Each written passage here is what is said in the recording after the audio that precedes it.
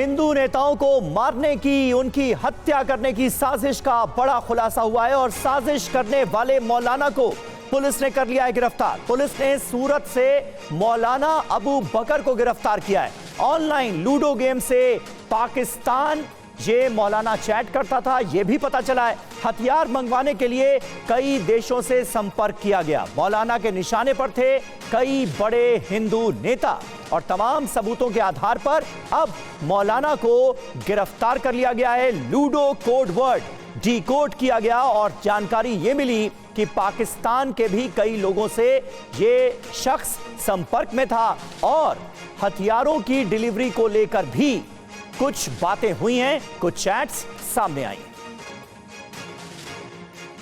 तो देश के बड़े हिंदूवादी नेताओं की हत्या की साजिश रचने के आरोप में सूरत क्राइम ब्रांच की पुलिस ने एक मौलाना को गिरफ्तार किया है। मौलवी का नाम सोहेल अबू बकर है। पुलिस को मौलवी के मोबाइल से नेपाल और पाकिस्तान के भी नंबर मिले हैं। नेपाल और पाकिस्तान के कई लोगों के संपर्क में था यह शख्स, ये जानकारी मिली। आरोप यह भी है कि मौलवी भारत में किसी बड़ी घटना को अंजाम देने की साजिश रच रहा था। आरोपी मौलाना पाकिस्तान के हैंडलर से भी संपर्क में था। पाकिस्तान से हथियार मंगवाने की बात का भी चैट में खुलासा हुआ है। आरोपी के मोबाइल फोन में सूरत के सनातन धर्म के अध्यक्ष, राष्ट्रीय सनातन धर्म ये एक संस्था है, इसके अध्यक्ष और हिंदूवादी नेता उपदेश राणा को मारने की प्लानिंग की चैट थी। इसके अलावा मौलाना के फोन में कई बड़े हिंदू नेताओं के नाम भी मिले।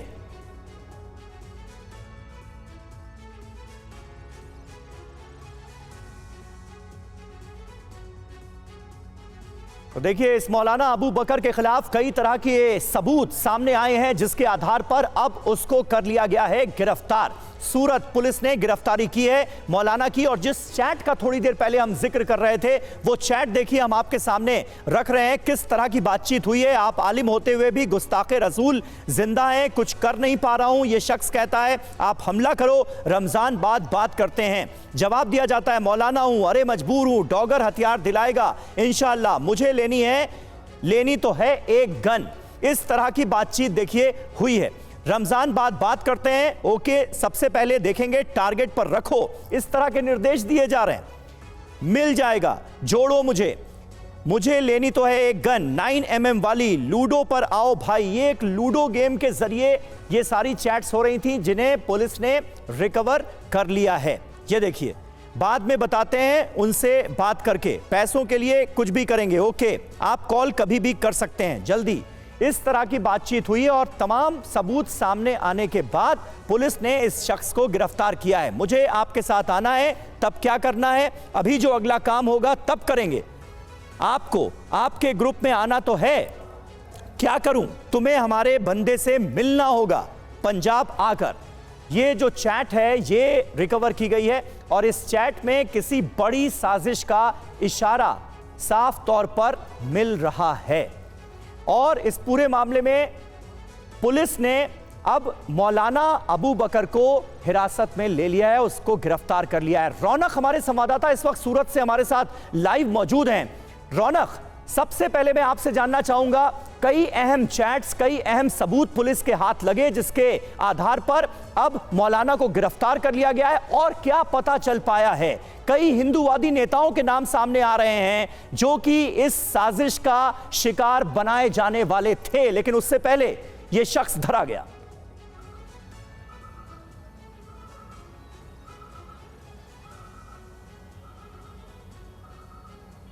देखिए समीर, हिंदू नेता उपदेश राणा को जान से मारने की धमकी मिलती है और इसी धमकी के बाद जो सूरत क्राइम ब्रांच है वो एक्टिव होता है और जो मौलाना है उन्हें पकड़ा जाता है। इन सभी बातों के बीच जब जांच तेज की जाती है तो कनेक्शन पाकिस्तान से भी निकलता है, कनेक्शन नेपाल से भी निकलता है।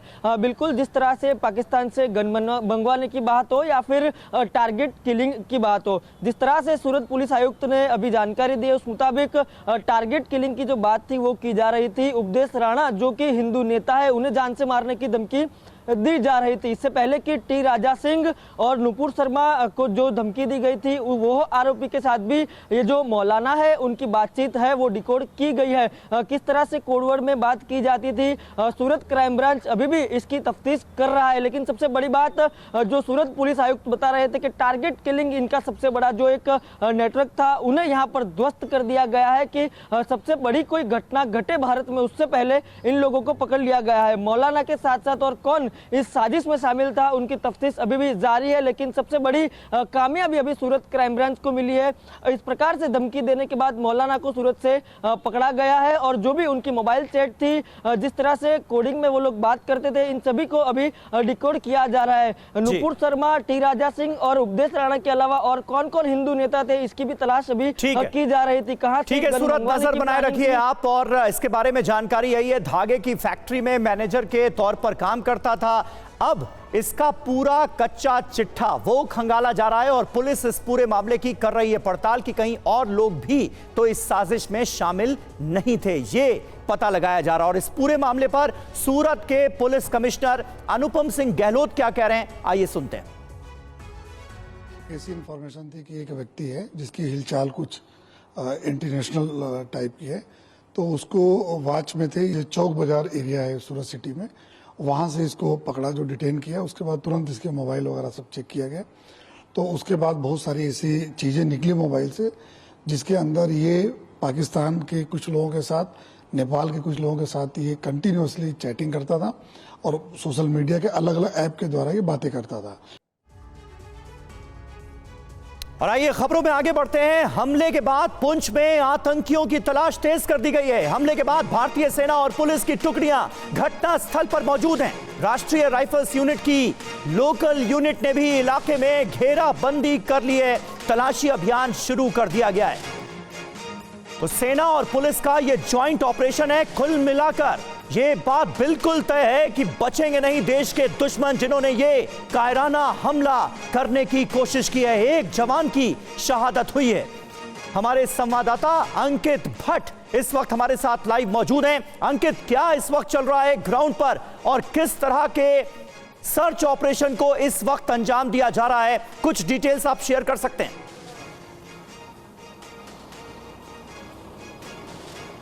बड़े पैमाने पे समीर सर्च ऑपरेशन चलाया जा रहा है। इस पूरे इलाके में घने जंगल का इलाका है जहां पर भारतीय सेना, उसके साथ साथ जम्मू कश्मीर पुलिस के स्पेशल ऑपरेशन ग्रुप और सिक्योरिटी फोर्सेस की तरफ से लगातार सर्च ऑपरेशन चलाया जा रहा है ताकि इन आतंकियों की जल्द से जल्द धरपकड़ की जा सके जिन्होंने कायराना हरकत की। आपको बता दें कि कल आतंकियों की तरफ से भारतीय वायुसेना के वाहन के ऊपर हमला किया गया, जिसके बाद आतंकी वहां से भाग जाते हैं। लेकिन भारतीय सेना, उसके साथ साथ जम्मू कश्मीर पुलिस पूरे इलाके को घेर रही है और लगातार एरिया सैनिटाइजेशन कर रही है। उसके साथ साथ घने जंगल के इलाके में सर्च कर रही है। समीर, मैं आपको एक तस्वीर दिखाने की कोशिश करूंगा। आके ये देखिए, ये पूरा इलाका अगर आप देखेंगे 90 के दशक में ये आतंकियों का गढ़ हुआ करता था। यहाँ पर घने डेंस फॉरेस्ट है और यहाँ पर कई जगहों पे नेचुरल केव्स है, जिसकी वजह से आतंकी जो है इनकी आड़ लेते हैं। और हमने कई बार देखा है कि किस तरीके से सुरक्षा बलों की तरफ से इन हाइडआउट्स को जो है वो बस्ट भी किया गया। हाल ही में ही रजौरी इलाके में जिस तरीके से सिविलियन किलिंग हुई, उसमें एक बड़ा आतंकी कमांडर जिसका लश्कर से ताल्लुक रखता है, उसका नाम अबू हमजा है। 10 लाख रुपए का इनामी है, पाकिस्तानी आतंकी है, पंजाब प्रांत का बताया जा रहा है। 5 साल बाद ये जो पुंछ में पुलवामा जैसी साजिश रची गई है, वायुसेना के काफिले को निशाना बनाया गया है, आतंकी हमला किया गया है, इसके बारे में और क्या डिटेल मिल पाई है? किस तरह से इस बड़े हमले को अंजाम दिया गया?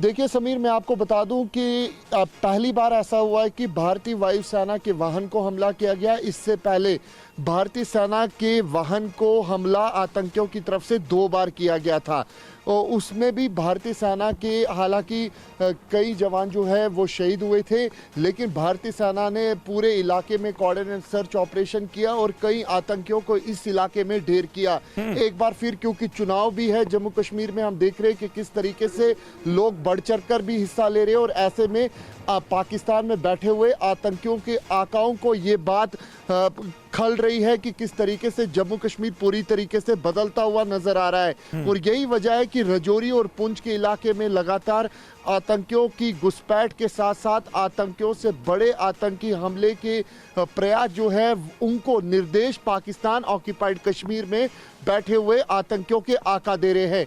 जो सूत्र है वो ये बताते हैं कि मोहम्मद अमीन भट्ट, उसके साथ साथ मोहम्मद कासिम, ये दो ऐसे बड़े नाम हैं पाकिस्तान ऑक्यूपाइड कश्मीर में आतंकी संगठनों में जिनको आईएसआई की तरफ से जिम्मा सौंपा गया है कि जम्मू कश्मीर में बड़े आतंकी हमले हो। वही हाल ही में बिल्कुल, और अंकित एक जवान की शहादत भी हुई है, कुछ जवान घायल हैं, उनके बारे में क्या जानकारी मिल पाई है?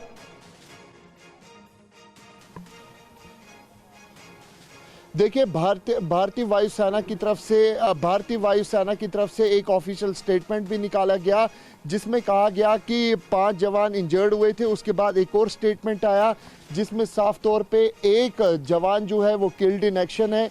वहीं 4 जवानों को यहां से एयरलिफ्ट करके उधमपुर बेस भारतीय सेना के जो कमांड हॉस्पिटल है वहां पे एडमिट किया गया। उनकी जो स्थिति है वो स्टेबल बताई जा रही है और लगातार आपको बता दूं कि लगातार मूवमेंट जो है वो यहां पर देखी जा रही है, खास तौर पे सुरक्षा बलों की, ताकि इन आतंकियों की दरपकड़ की जा सके जिन्होंने ये कायराना हरकत की है। बिल्कुल, और बहुत जल्द ये आतंकी पकड़े जाएंगे और इन्हें अपने अंजाम तक पहुंचाया जाएगा। बहुत बहुत शुक्रिया आपका अंकित, हमारे साथ जुड़ने के लिए और ये अहम जानकारियां हम तक पहुंचाने के लिए। अब रुख हम बिहार का करने जा रहे हैं। बिहार के बाहुबली नेता अनंत सिंह को पैरोल मिली है। अनंत सिंह 15 दिन की पैरोल पर जेल से बाहर आ गए। अनंत सिंह को पुश्तैनी जमीन के बंटवारे के एक मामले को लेकर ये पैरोल दी गई है।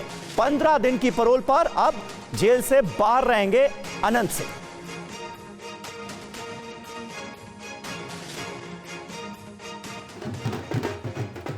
तो ये देखिए किस तरह से पटना के बेऊर जेल से बाहुबली अनंत सिंह रिहा किए गए पैरोल पर और उनके समर्थकों ने बाकायदा फूल मालाएं पहनाकर उनका स्वागत किया है। ये तस्वीरें आप देखिए और अहम सवाल ये भी कि 15 दिन की पैरोल मिली है, चुनाव के बीच ये पैरोल दी गई है। ऐसे में बिहार चुनाव पर भी क्या इसका असर होगा? बिहार में चुनाव के लिए अब इस मुद्दे को लेकर पैरोल वाली राजनीति भी होती हुई नजर आ रही है। चुनाव के बीच अनंत सिंह को यह पैरोल दी गई है और अब 15 दिन की इस पैरोल में क्या वो चुनाव प्रचार करते हुए भी नजर आएंगे, ये भी अहम सवाल है।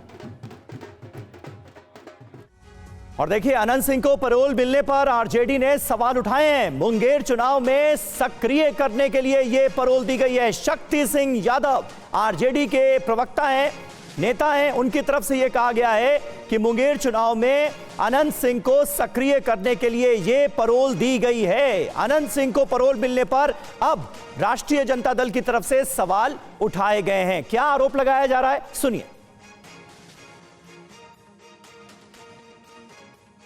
स्वास्थ्य लाभ का अगर हवाला देकर अनंत सिंह जी को पैरोल मिला है तो पटना में रहना चाहिए। वो गांव जाकर करके मुंगेर के चुनाव में अपनी सक्रिय भूमिका अदा खुलेआम करने गए हैं, क्योंकि जो लड़ रहे हैं चुनाव मुंगेर में उनको इस बात का डर है कि चुनाव हम हार रहे हैं, क्योंकि पूरी आवाम एक तरफ हो चुकी है। तो स्वाभाविक है कि कानून का भी सहारा लिया जा रहा है। तो पैरोल को लेकर सियासत तेज हो गई और अब वक्त हो गया है दिल्ली की सियासत के सबसे पॉपुलर शो दिल्ली डायलॉग का। सीधे चलते हैं अपने सहयोगी करुणा शंकर शर्मा के साथ नॉर्थ वेस्ट दिल्ली के नांगलोई इलाके में। डायलॉग में एक बार फिर से आप सभी का स्वागत है और आपके साथ मैं हूं करुणा शंकर शर्मा और आज हम मौजूद हैं नांगलोई में, जो कि north west Delhi Lok Sabha seat में आता है। और देखिए बहुत बड़ी हलचल हुई है। अगर दिल्ली की सियासत की बात की जाए, कांग्रेस को एक बड़ा झटका लगा है दिल्ली में। आप देखिए अरविंदर सिंह लवली, जो कि दिल्ली में प्रदेश अध्यक्ष थे कांग्रेस के, पहले उन्होंने इस्तीफा दिया और अब वो बीजेपी के साथ होगी। उनके साथ नसीब सिंह, राजकुमार चौहान, ये वो बड़े नाम है जो कि शामिल हो गए। इसी के साथ हम चर्चा की शुरुआत करेंगे। और दिल्ली में कौन मजबूत बनता हुआ नजर आ रहा है, क्या यहां पर हालात है, क्या यहां पर मुद्दे हैं, इन सब पर हम बात करें। लेकिन शुरुआत हम करते हैं अरविंदर सिंह लवली के साथ। अरविंदर सिंह लवली ने इस्तीफा तो दिया, लेकिन आखिरकार अब बीजेपी के साथ चले गए। क्या लग रहा है, इससे कांग्रेस को नुकसान होगा? अरविंदर सिंह लवली जी, राजकुमार चौहान जी पहले भी भारतीय जनता पार्टी में गए थे, लेकिन दलितों का सम्मान नहीं करते। हम लोग भी साथ में रहे हैं और उनको डर है जो वो मंत्री पद पे रहे हैं। मुझे याद है राजकुमार चौहान जी नांगलोई के ही 1993 में उन्होंने पहला चुनाव लड़ा, तो नांगलोई गांव के वो किराएदार थे।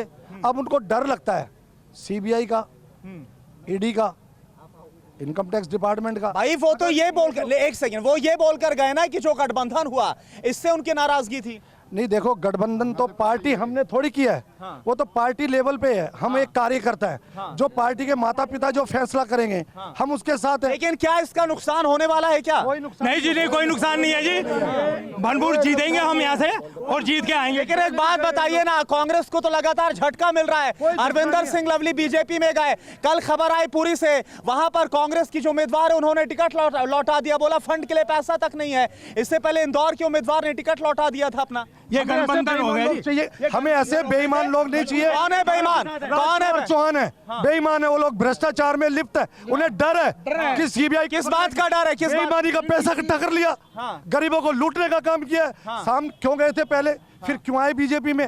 मेरा राजकुमार चौहान जी से क्वेश्चन है कि पहले क्यों गए थे जी आप, और अब क्यों आए फिर कांग्रेस में, फिर क्यों चले गए?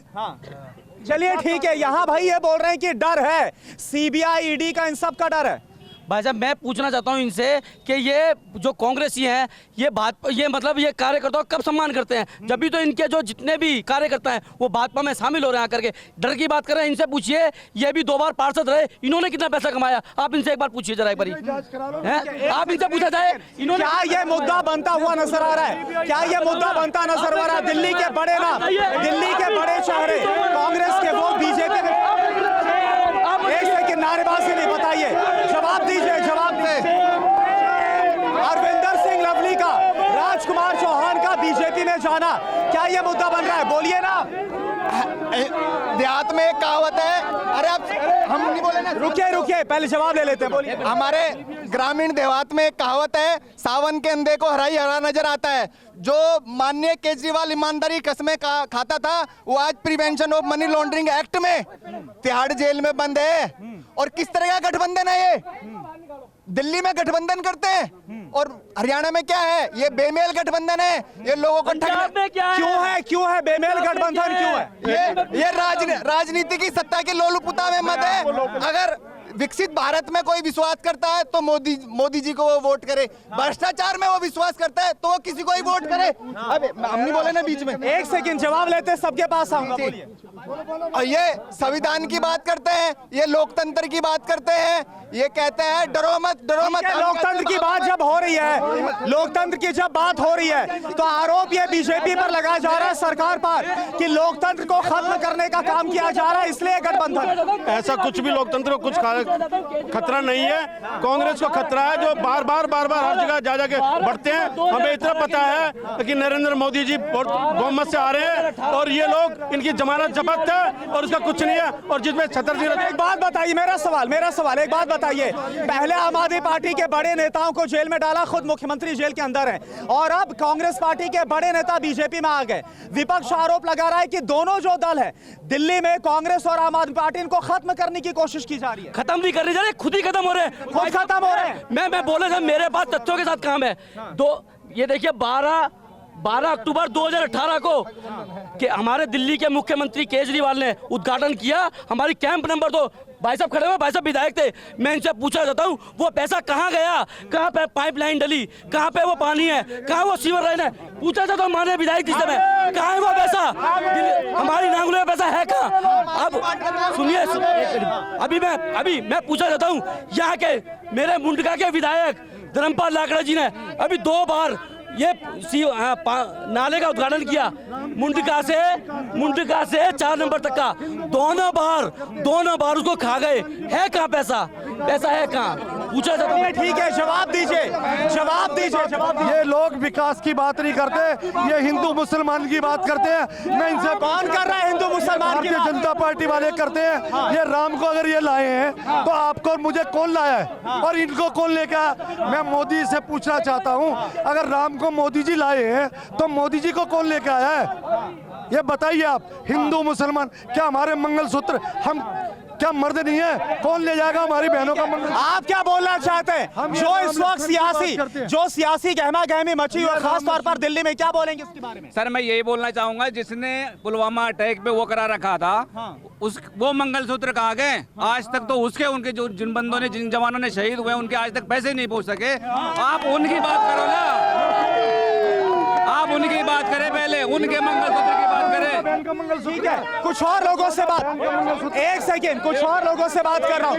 एक बात बताइए, अच्छा बोलिए फिर से। आप एक चीज बताइए, इनसे पूछिए कि जो नरेंद्र मोदी जी ने विश्व स्तर पे काम किया है, वो इनके पास एक भी नेता है ऐसा जो ये साबित कर सके कि विश्व स्तर पे कैसा काम किया जा सकता है? इन्होंने गर्द में मिला रखा था हिंदुस्तान को। क्या काम? जो काम है, काम गिनाइए, काम गिनाइए। ये काम, अरे विश्व स्तर पे देखिए। विपक्ष पूछ रहा है, वो ये बोल रहा है, मेरा सवाल इसलिए है, विपक्ष बोल रहा है कि मुद्दों पर बात नहीं करते।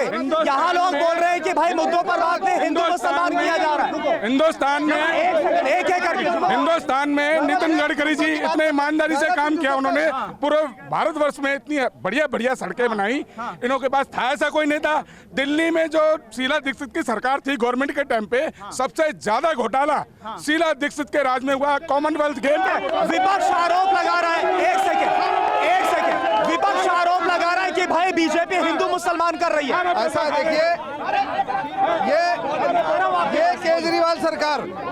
केजरीवाल सरकार शीला दीक्षित को भ्रष्टाचार के आरोप में, भ्रष्टाचार के उसके आरोप लगा के केजरीवाल सरकार आई और आज उसी से गठबंधन कर लिया है। ये गठबंधन नहीं है, ये ठगबंधन है। ये गठबंधन गलत है क्या? ये गठबंधन गलत है क्या? ये ठगबंधन है, ये ठगबंधन है, गठबंधन नहीं है। ठगबंधन क्यों बोल रहे हैं आप? ठगबंधन क्यों बोल रहे हैं? भ्रष्टाचार का पैसा हजम करने के लिए इनको क्या बोल रहे हैं भाई? ये गठबंधन नहीं है, आम आदमी पार्टी कांग्रेस का ठगबंधन है। बोलिए माइक आपके 5 साल कांग्रेस का सुनो, एक करके 5 साल हंसराज रह के गया उत्तरी पश्चिम सीट से। एक काम बता दे बीजेपी के 5 साल का, और 5 साल उदित राज रह के गया 2014 से 2019 तक। इतने काम किए और आगे के काम करेगा। एक बात बताइए, उस वक्त वो बीजेपी से तो काम किए, इसके बाद हंसराज उस वक्त वो बीजेपी से काम किए, वो आप इसलिए बोल रहे हैं क्योंकि आप कांग्रेस में आ गए या फिर इसलिए कि वाकई काम की बात है? 2019 में भी काम किया और 14 से काम किया। उदित राज ने काम किया। एक बात बताइए, वोट दे रहे हैं। 5 साल हंसराज, 5 साल उदित राज, 5 साल हंसराज, 5 साल मंदिर नहीं देते, मस्जिद नहीं देते। उदित राज जी मंदिर नहीं देते, मस्जिद नहीं देते, लेकिन वो सबको। अरे एक सेकेंड, आप उनको एक सेकेंड, एक बात बताइए, इस बार अगर बात करें यहाँ पर नॉर्थ वेस्ट दिल्ली में, तो उदित राज तो कांग्रेस के उम्मीदवार है, लेकिन बीजेपी ने अपना उम्मीदवार बदल दिया। क्या इसका कोई गलत मैसेज जा रहा है? कोई मैसेज गलत नहीं जाएगा। वो हमारे लोकली नेता हैं और उनसे बढ़िया काम आज की डेट में योगेंद्र चांदोलिया जी से बढ़िया काम दिल्ली में कोई कर ही नहीं सकता। मैं आपको एक चीज और बताता हूँ, दिल्ली गवर्नमेंट ने बुजुर्गों की पेंशन खाई और हमारे यहाँ के जो पूर्व पार्षद, उनके पास भी, उनके ऊपर भी पेंशन खाने का मुकदमा चल रहा है। लेकिन इस बार तो दो ताकतें मिलकर बीजेपी का सामना कर रही है, आम आदमी पार्टी कांग्रेस नहीं कर पाएगी। ऐसा क्यों बोल रहे हैं? ऐसा कर पाएंगे। यहाँ पे नाले इतना, पूरी कॉलोनी में आना इतनी गंदगी हो गई थी और बारिश का पानी इतना हो गया था कि घरों के फ्रिज, कूलर, सारे के सारी पलंग वगैरह सारे का सारा गंदा हो गया था। और ना तो आम आदमी को यह काम, ना कांग्रेस को ही काम। लेकिन सांसद तो बीजेपी से थे ना यहाँ पर। पर हंसराज हंस।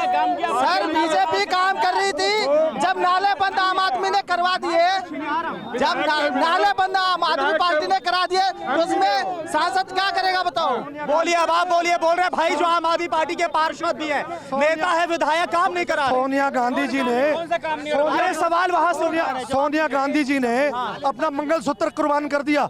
इनमें से कौन है? और योगेंद्र चांदोलिया 3 बार एमएलए का चुनाव क्यों आ रहे? क्योंकि कोई काम किया हो। और हम 3 बार पार्षद रहा है, कौन सी चौपाल बनवाई? देखिए मसला यहाँ मंगलसूत्र वाली बात नहीं है। मसला यह है कि संपत्ति के बंटवारे की बात कही जा रही है, विरासत टैक्स की बात कही जा रही है। ये बोला जा रहा है भाई कांग्रेस आएगी तो आपका पैसा बांट देगी। रेगर चौपाल से, रेगर धर्मशाला से, विरासत टैक्स उस पर क्या? बेटे को ब्रिजभूषण को अभी दिया गया टिकट, उसके बेटे को टिकट। मैं बोल रहा हूँ विरासत टैक्स जिस पर बीजेपी हमलावर है, संपत्ति बांटने की बात कही जा रही है, क्या बोलेंगे? ये सब सिर्फ जुमला है, ये सब जुमला है। हाँ जुमला है, ये कुछ नहीं है, ये धोखा है, धोखा है, ये गुमराह कर रहे हैं। क्या बोल रहे हैं, क्या बोल रहे हैं आप? मैं विधायक यहाँ से रहा हूँ, 1400 करोड़ रुपए की मैं गारंटी देता हूँ। मैंने पूरी मुंडका विधानसभा में अपने कार्यकाल में 1400 करोड़ रुपए खर्च किया है। ये हर कॉलोनी, अगर एक भी कॉलोनी ये कहते हैं कि मेरा विकास हुआ, मैं गारंटी के साथ कहता हूँ। अगर राजनीति छोड़ जाऊंगा। अच्छा एक बात बताइए, एक सेकेंड, यहाँ पर सेना से जुड़े भी हैं, उनसे बात करने दो मुझे। आप सेना से रह चुके हैं क्या? बिल्कुल सेना में। एक बड़ा अहम मसला है, आप जब सेना से है, राहुल गांधी बोल रहे हैं कि अगर कांग्रेस की सरकार आती है, इंडिया अलायंस सरकार में आती है तो अग्निपथ स्कीम को खत्म किया जाएगा। आपको सही लगता है उनका ये बयान? इस देश का दुर्भाग्य है कि जो अग्निवीर योजना जो लागू की वो बिल्कुल अग्निवीर जो लागू की, जो बिल्कुल गलत किया था। और एक जमींदार का बच्चा जो फौज में जा सकता था, अब 4 साल में क्या करेगा? सबसे पहले राहुल गांधी बोल रहे हैं अग्निवीर योजना को खत्म कर देंगे सेना में भर्ती की, क्या वो आपको सही लगता है बयान? बिल्कुल सही लगता है, बिल्कुल सही है। क्या बोल रहे हैं? देखिए मैं सीआरपीएफ से रिटायर हूँ। पुलवामा अटैक जो हुआ है ना, उसकी आज तक जांच नहीं हुई, मैं दिल से इतना रोता हूँ क्योंकि मैं उनका दर्द समझ सकता हूँ। लेकिन मोदी ने आज तक उसके ऊपर ना तो कोई जांच बिठाई और ना कुछ किया, ठीक है? तो लेकिन आपने सुना मोदी जी, एक सेकेंड, मेरा सवाल सुन। नारेबाजी मत करिए, अरे नारेबाजी मत करिए।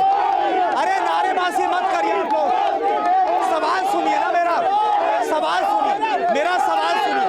जब वहां पर बात पुलवामा अटैक की हो रही है तो नरेंद्र मोदी प्रधानमंत्री ने कल बोला कि जब पहले कांग्रेस की सरकार में हमले होते थे तो डोजियर दिया जाता था, लेकिन अब जवाब दिया जाता है। क्या बोलेंगे आप? भारतीय जनता पार्टी का जो पुलवामा है, आज तक उसकी जांच नहीं हो रही, जो बेईमान। लेकिन उसके बाद जो एयर स्ट्राइक हुई, इन सब बातों का जिक्र किया गया।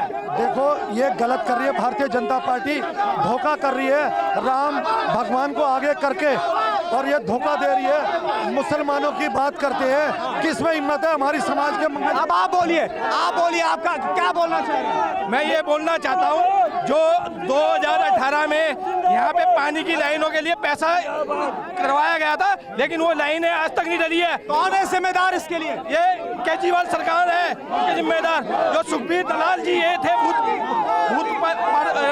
विधायक, वो जिम्मेदार है। अभी नालों का वो उद्घाटन हुआ, लेकिन अभी तक नाले का काम चालू नहीं हुआ है। और यहाँ पे जो अच्छा ये बताइए, मैं पीछे भी आ रहा हूँ, एक सेकेंड सब आप बताइए इस बार। अच्छा बताइए, चलिए आप बोलना चाहते हैं, मुद्दे क्या हैं इस बार आपके लिए चुनाव में? हमारे हरियाणा में कहावत है कि देखो कुतिया साधु पीर की, हलवा भी खागी और पूरी भी रगड़गी।